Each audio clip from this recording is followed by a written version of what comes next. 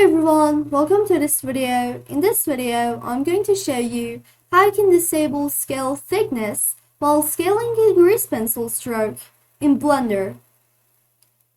So in edit mode, I have curve editing enabled and I also have this vertex selected. If I were to scale it, it would also get thicker by default. But there is a solution. To stop strokes from getting thicker while scaling them, just go to Stroke menu and then click on Scale Thickness. Now, if you scale your strokes, they will not get thicker. And this is it. Please subscribe to my YouTube channel, Artista.colors, and follow me on Instagram. The link is in the description. And if you have any questions on Blender, ask them on my Discord server.